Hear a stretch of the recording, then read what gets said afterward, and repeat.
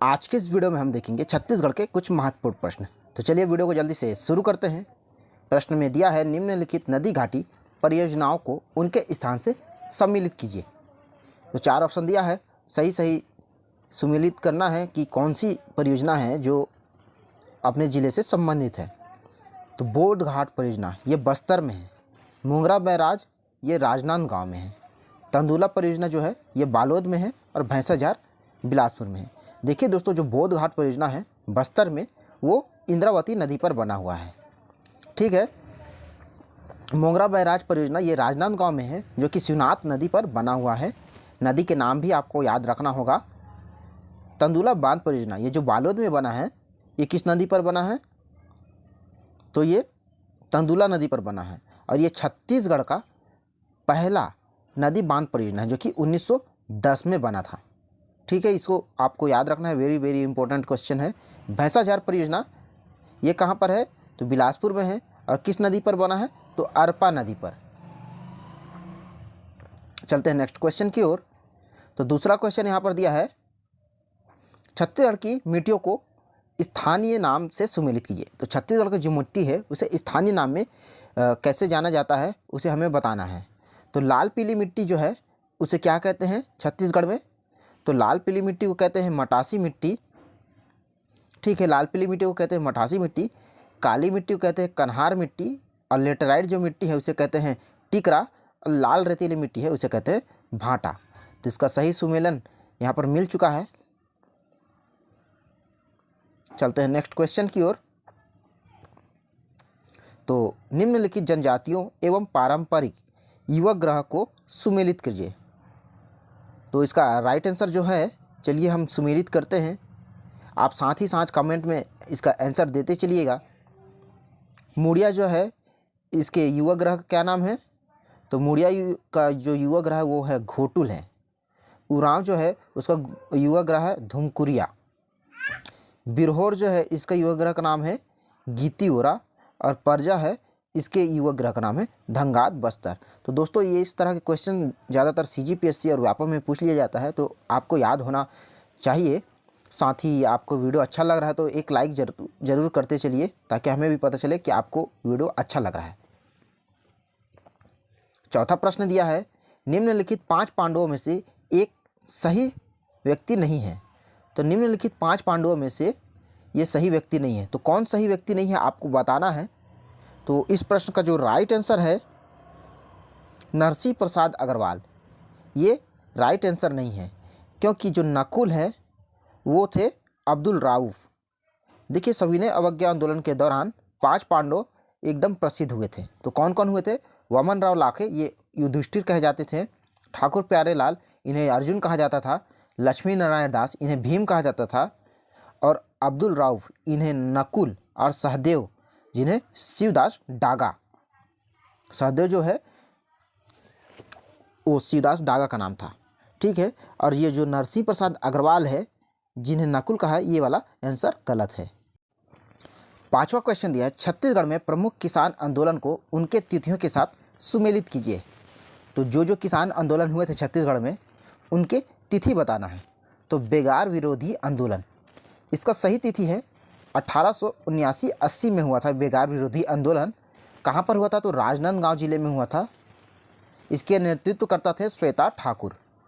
फिर डोंडी लोहारा किसान आंदोलन, ये कहाँ पर हुआ था? तो दुर्ग में हुआ था और इसका तिथि था 1937 से 1939 में हुआ था। नरसिंह प्रसाद अग्रवाल इनके नेतृत्व करता थे इस आंदोलन के। लगान बंदी आंदोलन, ये कहाँ पर हुआ था? तो छुई खदान में हुआ था। कब हुआ था? तो 1939 में हुआ था। छुई खदान कहाँ पर है? तो दुर्ग में है।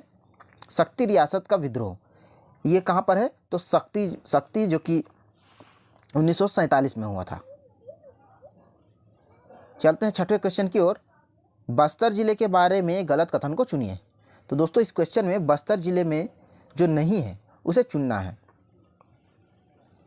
तो चित्रकूट जलप्रपात स्थित है, ये वाला ऑप्शन सही है। महादेव घूमर जलप्रपात स्थित है, ये भी सही है बस्तर के बारे में। काकतीय वंश का राज था, ये भी सही है। देवरानी जेठानी मंदिर, ये वाला ऑप्शन गलत है, क्योंकि देवरानी जेठानी मंदिर बिलासपुर ताला गांव में है। ऑप्शन डी ये वाला गलत आंसर है। सातवां प्रश्न दिया है छत्तीसगढ़ के मुख्य सचिव को सही क्रम में व्यवस्थित कीजिए। दोस्तों जो सबसे पहले मुख्य सचिव बने थे वहाँ से लेकर सही क्रम चुनना है। तो सही क्रम है, सबसे पहला है श्री अरुण कुमार, फिर उसके बाद बने थे श्री सुयोग्य कुमार मिश्र, फिर बने थे श्री A.K.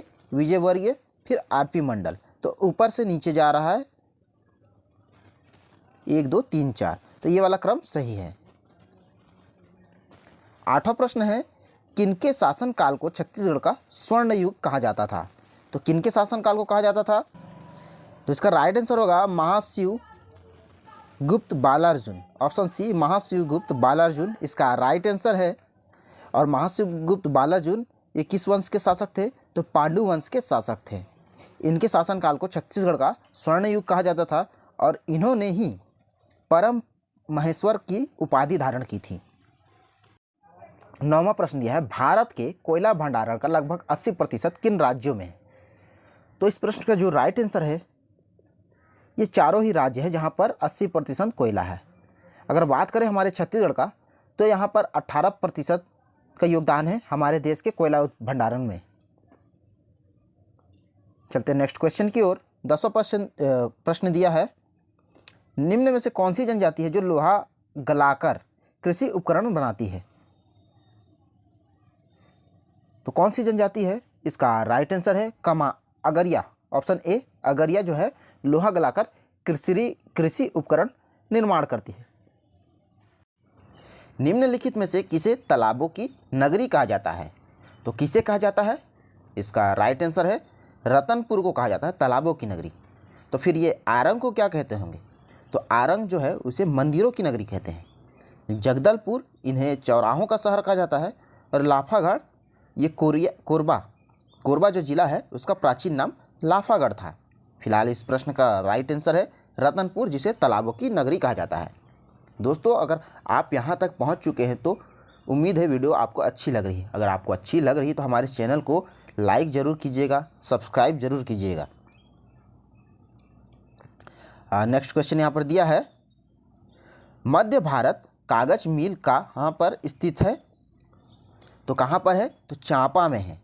मध्य भारत कागज मिल कहाँ पर स्थित है, तो चांपा में स्थित है। और एक और है मोहन जूट मिल, ये रायगढ़ में है, जिसे आपको याद रखना है। छत्तीसगढ़ का पहला सीमेंट कारखाना कहाँ पर लगा था, तो दुर्ग में लगा था। जामुल सीमेंट फैक्ट्री जो है वो दुर्ग में लगा था। मध्य भारत कागज मिल कहाँ पर लगा था, तो चांपा में। और मोहन जूट मिल है रायगढ़ में। छत्तीसगढ़ सरकार का जनजातीय अनुसंधान एवं प्रशिक्षण संस्थान कहाँ पर स्थित है। तो इसका राइट आंसर है रायपुर में है। इसका राइट आंसर रायपुर में है। नेक्स्ट क्वेश्चन है समुद्रगुप्त के प्रयाग प्रशस्ति में कौशल के शासक का क्या नाम था। तो कौशल के शासक का नाम था महेंद्र। ऑप्शन सी इसका राइट आंसर होगा महेंद्र। सरगुजा रियासत को किस वर्ष छत्तीसगढ़ में शामिल किया गया। तो छत्तीसगढ़ में सरगुजा रियासत को 1906 में शामिल किया गया था। जब सरगुजा रियासत को छत्तीसगढ़ में शामिल किया गया था तो संबलपुर को उड़ीसा में भेज दिया गया था। संबलपुर को छत्तीसगढ़ से अलग कर दिया गया था और सरगुजा रियासत को शामिल किया था 1906 में। पैरी नदी का उद्गम स्थल है, तो पैरी नदी का उद्गम स्थल है भातरगढ़ पहाड़ी। और ये कहाँ पर है, तो गरियाबंद जिले में है।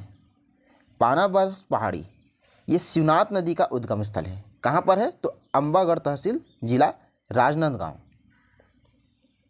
कोरिया की पहाड़ी ये यहाँ से किसका उद्गम हो, तो हसदो नदी का उद्गम है कोरिया की पहाड़ियों से। मातीरिंगा की पहाड़ी यहाँ से रिहन नदी निकला है। अंबिकापुर सरगुजा जिला रिहन नदी।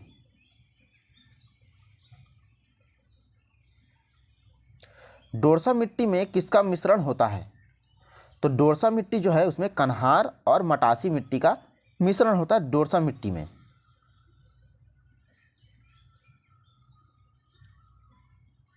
छत्तीसगढ़ में देश का लगभग कितने प्रतिशत तेंदुपत्ता उत्पन्न होता है। तो कितने प्रतिशत होता है? 20%।